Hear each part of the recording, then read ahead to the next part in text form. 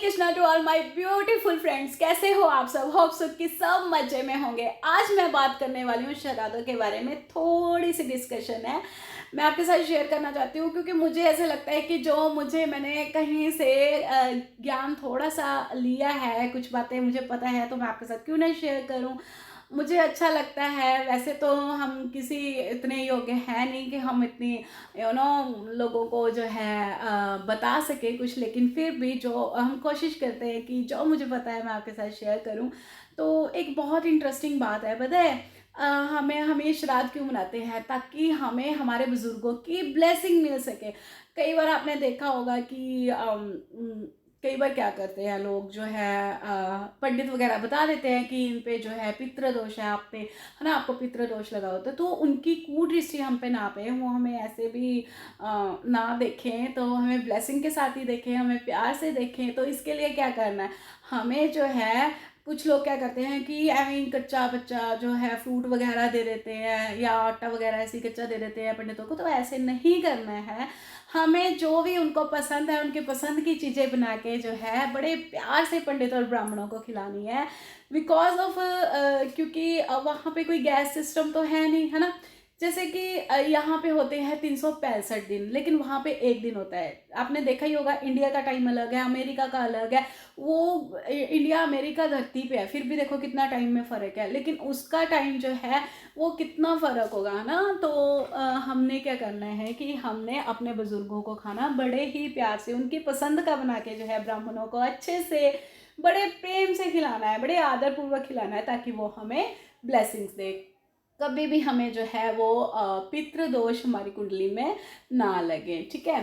तो हमें जो है देखिए कभी भी शास्त्रों में लिखी हुई बातें ना गलत नहीं होती है। अगर आपकी मम्मा आपको बोल दे कि ये आपके फादर साहब हैं, है ना, बेटा ये आपके फादर है, तो बेटा ऐसे तो नहीं ना बोलेगा कि मुझे तो डीएनए रिपोर्ट चाहिए, दिखाओ मेरे ये पापा हैं, मुझे तो नहीं, मैं तो मेरे सामने तो प्रूफ करो, है ना।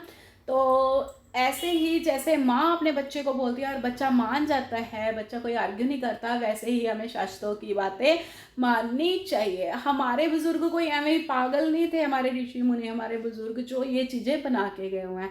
आजकल बड़ी मॉडर्निटी आ गई है, एक इंसान जिसने हमारे साथ इतना टाइम स्पेंड किया, हमारे बुजुर्ग, हम आजकल लोग क्या करते हैं कि तीसरे दिन चौथे दिन ही भोग जो है उनका डाल देते हैं जब कोई हमें छोड़ के जाता है। तो पता है वो कितने कैसे कितनी उस दृष्टि से हमें देख के जाता है, पीछे मुड़ मुड़ के देख के जाता है और हैरान हो के जाता है कि इन लोगों को मैंने अपनी पूरी लाइफ दी है ना, अपनी प्रॉपर्टी दी, अपना टाइम दिया, अपना प्यार दिया, इन लोगों ने मेरा जो है तीसरे दिन ही भोग डाल दिया। हालांकि हमारा जो नियम है वो पूरा 13 दिन का है, जब हमें जो है भोग डालना चाहिए। देखिए हमारा जब जो सूक्ष्म शरीर है हमारा वो निकल जाता है ना, तो हमें उसे एक पूरा एक ऐसा पार्थिव शरीर हमें जो है उसको देना पड़ता है। पता है क्यों? क्योंकि ताकि उसकी यात्रा जो है आगे की वो इजी हो सके, वो इजीली जा सके जहाँ पे भी उन्होंने उनको लेके जाना है, ठीक है। तो हमें उनको जो है एक शरीर देना पड़ता है। तो पहले दिन जो है वो ठीक है, हम मानते हैं आजकल लोगों के पास टाइम नहीं है, इतना मॉडर्निटी आ गया है कि लोगों ने रिश्तेदारों घर भी जाना होता है, लेकिन घर के लोग तो ये सब कर सकते हैं ना, 13वें दिन भोग डाल सकते हैं ना, क्यों नहीं डाल सकते? अगर कोई इंसान हमें इतनी ज़िंदगी अपनी देखेगा, इतना प्यार देखेगा, इतनी प्रॉपर्टी, तो हम उसके लिए 13 दिन भी नहीं निकाल सकते? तो ऐसा बिल्कुल नहीं करना चाहिए। बड़े ही नियम और कायदे से उनका जो है वो करना चाहिए, ताकि हमें आगे जाके पितृदोष या हम पे कुदृष्टि ना डाले, हमें ब्लेसिंग्स ही दे वो ऊपर से, है ना।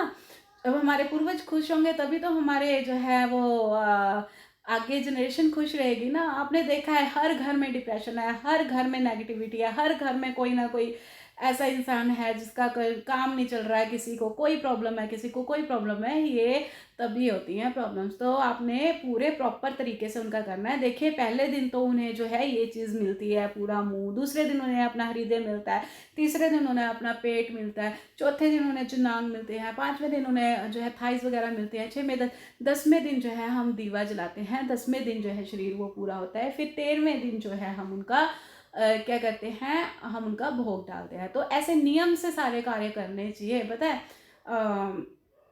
ताकि वो जो है बड़े खुश होके, बड़े शांति से जहाँ भी उन्होंने जाना है अपनी यात्रा पूरी करें। ठीक है, मैं आगे की बात तो नहीं करूँगी, लेकिन मैं इसी बात पे जो है थोड़ा वो तवज्जो, थोड़ा सा प्रेशर देना चाहती हूँ कि हमें जो है प्रॉपर तरीके से वो सब चीज़ें करके करनी चाहिए। रिश्तेदारों ने जाना है चाहे, लेकिन आप घर पे जो है भगवान, वो 13 दिन थोड़ी देर भगवान के नाम लेके, कि उनकी जहाँ पे भी वो है उनको जो है शांति प्रदान करें, उनके लिए पाठ, जो अपने मन में जो भी आप जो है भगवान जी से बोलना चाहते हैं उनके लिए शांति मांगनी चाहिए। पता है वो बहुत खुश होते हैं। फिर दूसरी बात ये है कि जब हम श्राद्ध करते हैं, हम जो है श्राद्ध, देखो अगर तो किसी के घर में शादी वगैरह हुई हुई है तो एक कर नहीं सकते वो, है ना, पका नहीं सकते, तो एक अलग चलो ऐसे ही दे दो, ठीक है, कच्चा दे दो, फ्रूट्स दे दो, है ना, वो चीज़ वो कर सकते हैं, ठीक है।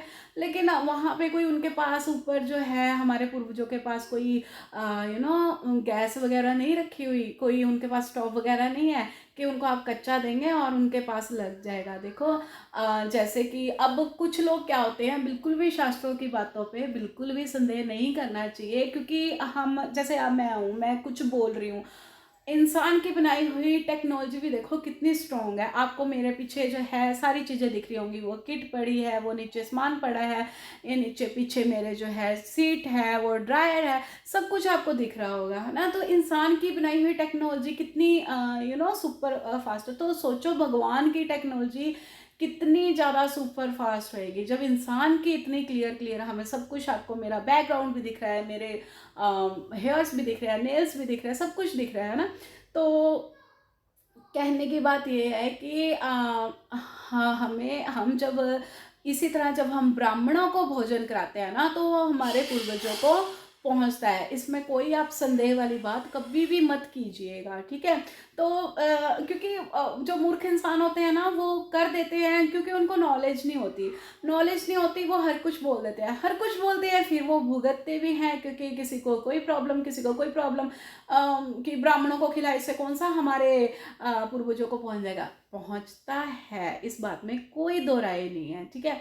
तो ज़रूर से ज़रूर जो है श्राद्ध बड़े अच्छे से मनाएं, बड़े शांत और बड़ी उनके लिए प्रार्थनाएं करें। वो हमारे जब बोलते हैं ना पूर्वज, एक घर के पूर्वज एक घर के बच्चे खुश तो अब भी खुश, ठीक है। तो इन चीज़ों में बिल्कुल भी संदेह नहीं करना चाहिए कि अरे ब्राह्मणों को खिलाया तो वहाँ तक कहाँ पहुँच जाएगा, अभी मेरे फ़ोन में कोई वायर नहीं है, कुछ नहीं है, आप मेरे को देख पा रहे हो ना। तो इंसान की बनाई हुई टेक्नोलॉजी देखो कितनी वो है, अच्छी है, तो भगवान की टेक्नोलॉजी कितनी अच्छी होएगी, तो पहुँचता है भाई, इस बात में कभी संदेह ना करें और अच्छे से अपने जो है वो श्राद्ध मनाएं, ठीक है। और ये जब कोई हमारे घर से जाता है ना, तो बजाय कि तीसरे चौथे कोशिश करें कि हम उनको पूरा प्रॉपर 13 दिन से ही उनका जो है भोग वगैरह करें, जो उनके बने हुए हैं, जैसे भी जो भी करना है उनका अच्छे से सारी चीज़ें अच्छे से करें, ताकि वो खुश होकर अपनी आगे की यात्रा कर सके, ठीक है। एक और बात मैं आपके साथ शेयर करने यहाँ पे चाहती हूँ, ज़रूर से ज़रूर अपने बच्चों को भागवत गीता, हरि नाम कीर्तन, हरे कृष्ण हरे राम, या जो भी आप भगवान को मानते हैं, है ना, किसी भी भगवान को, तो उस चीज़ में थोड़ा सा ज़रूर लगाएं, क्योंकि ये मैं ऐड ज़रूर से ज़रूर इस पर ज़्यादा आप प्लीज़ ये बात बिल्कुल अपने जहन में बिठा लीजिएगा, क्योंकि जैसे कि यहाँ पे होते हैं ना, हम डॉक्टर वगैरह के पास जाते हैं तो वहाँ पे वेटिंग रूम होते हैं, ऊपर भी वेटिंग रूम होते हैं जहाँ पे हमारे पूर्वज होते हैं। तो कई बार क्या होता है कि जिन्होंने भक्ति नहीं की होती है ना, वो क्या होते हैं, वो वही वेटिंग रूम में फंसे होते हैं, और जब उनके आगे आगे जनरेशन वहाँ पे मिलती है ना, क्योंकि आगे राह नहीं मिलता है ना, तो देखो आ, मानना ना मानना आपकी बात है, ठीक है, वो आपकी अपनी मर्जी है, लेकिन जो मैं शेयर कर रही हूँ आपके साथ वो एवं नहीं शेयर कर रही हूँ। फर्स्ट ऑफ ऑल तो जो भी थोड़ी सी भक्ति करता है ना किसी भगवान की, वो यहाँ भी आनंदित, ऊपर भी आनंदित। पता है वहाँ पे क्या होता है कि जो परदादा होते हैं ना, वो दादू के थप्पड़ मारते हैं, मूर्ख तू थोड़ी सी भक्ति कर लेता, हम यहाँ कर्म बंधन से छूट जाते, जो हमने पाप किए हैं हमारे छूट जाते। पापा जो दादू है जो वो पापा के थप्पड़ मारते हैं, फिर जो आदमी होते हैं ना अगली से अगली जनरेशन में मारते हैं, फिर जो यमराज होते हैं ना, वो सबसे बड़े बुजुर्ग के माते हैं कि स्टूपिड, अगर तूने थोड़ी सी भक्ति की होती, तूने सिखाया होता अपने बच्चों को, तो आगे आपकी जनरेशन भी ये जो है भक्ति थोड़ी सी करके आपको कर्म फल जो है पाप कर्मों से छुटकारा दिलाती।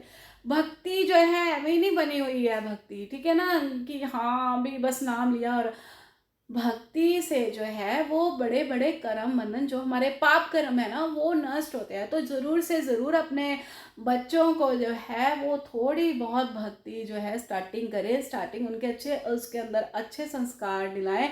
देखिए, जब हमें थोड़ी सी भक्ति करनी आएगी ना, तभी हमारी अगली जनरेशन जो है वो करेगी। ये डेफिनेटली पाप कर्मों से जो है हमें दूर करती है। किशन जी ने कहा है ना कि मन मनान मन मन भक्तो मादाजी माँ नमस्कुरु मामे वैश्याशी सत्यम ते प्रतिजने प्रियस्मे। यानी भगवान ने कहा है कि सदैव मेरा चिंतन करो, मेरे भक्त बनो, मेरी पूजा करो, इस प्रकार से तुम मेरे पास आओगे, मैं तुम्हें वचन देता हूँ। ठीक है, तो आप लोगों ने क्या करना है कि भक्ति अपने बच्चों को ज़रूर से ज़रूर सिखानी है, जिससे कि आपके बच्चे जो है कर्म कर्म पाप कर्म ये सब चीज़ों से तो छूटेंगे छूटेंगे, लेकिन यहाँ भी आनंदित और आगे भी आनंदित। तो इसी के साथ जो है मैं आप सबके साथ विदा लेती हूँ। होप सो कि आपको मेरी बातें अच्छी लगी हों, आपको मेरी बातें जो है वो यूज़फुल और वैल्यूएबल वज़नदार लगी हों, और डेफिनेटली आप जो है इस पे वर्क करो। Hare Krishna to all, bye bye.